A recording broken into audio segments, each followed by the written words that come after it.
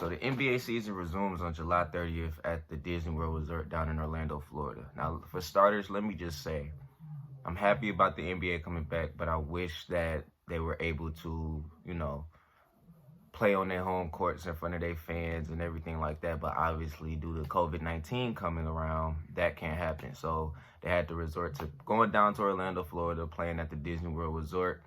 And honestly, I think that it will turn out to be pretty good. I mean, at least basketball is coming back for, all the sports fans like myself and everybody out there. At least basketball is coming back. I think that it's going to be some pretty, boring basketball, as far as, announcers and stuff like that. Like, the announcers are going to be there and everything, but no crowd.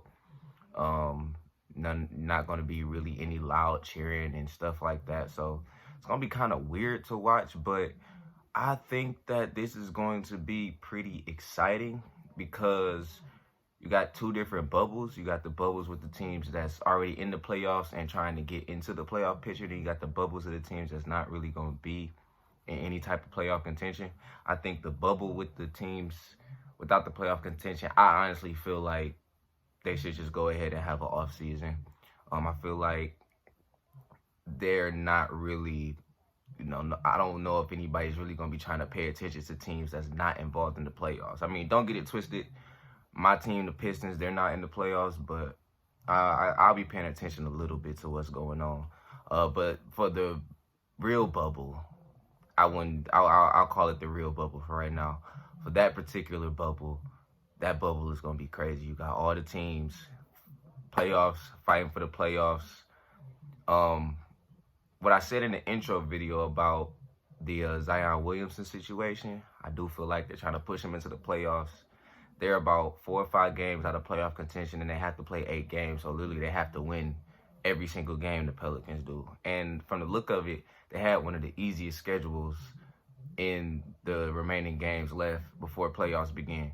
So we'll see what happens, man. I feel like they're trying to push Zion into the playoffs as an agenda, to showcase freak of nature, the next big thing in the NBA. Of course, you want to have your next big thing in the NBA. It's all part of business and marketing and all that kind of stuff. Y'all know what I'm talking about.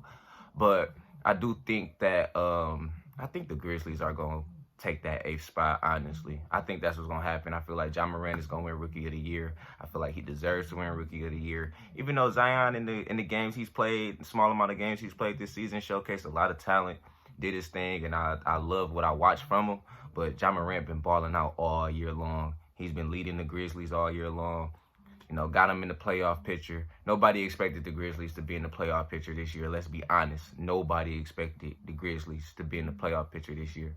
So don't go down in the comments saying that you expected the Grizzlies to go into the playoffs this year, because not only are you lying to me, but you're lying to yourself as well. And that ain't good for you.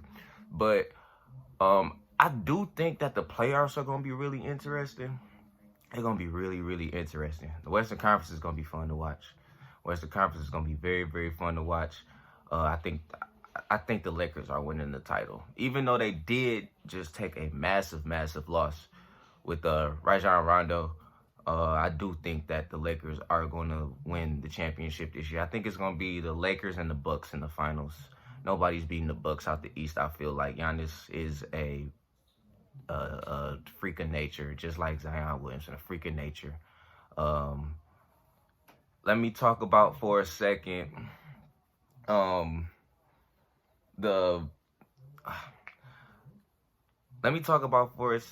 comedy within the bubble. I'm seeing a lot of hilarious things all over Twitter, all over Instagram involving the bubble. J.R. Smith, when he said that he had to get off Instagram Live because he was giving away too much information, that was hilarious. There was also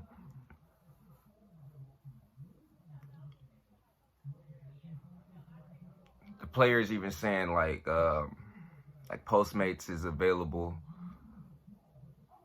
The players even saying Postmates can deliver, but security can't help you out. That's hilarious. We already got a couple players getting suspended for...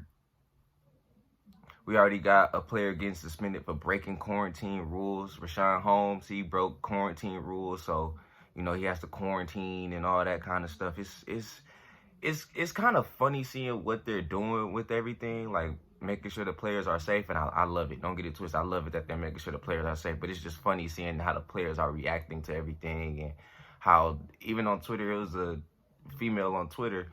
She said that she was gonna be the first person in the bubble in the NBA, and Mo Bamba quoted the tweet and said Donovan Mitchell was tripping already, and that was hilarious to me, honestly. But I do feel like this NBA bubble is gonna be interesting. It's gonna be weird too, because right after the bubble, they only have like a month or a month and a half of an off season. So we're gonna see what happens with that. That's really all I got to say about the bubble right now. I'm gonna come with some more next week before the season starts. Go a little bit deeper into detail on my predictions and stuff like that. But just for right now, this is, my thoughts that I had on the NBA bubble. Let me know what y'all think about it. Like, comment, subscribe, share. Also, if you are subscribed, hit that post notification button. Make sure you turn them post notifications on, because not only am I going to be dropping videos on here, but I'm going to be, giving hints as to what I'm coming with next. So make sure y'all got them notifications on. And also, like I said, this is my second video. I'm coming with another one tomorrow. Let me know what y'all want to see. I'm here to feed y'all at the end of the day. So again, thank you for watching. We'll catch up later.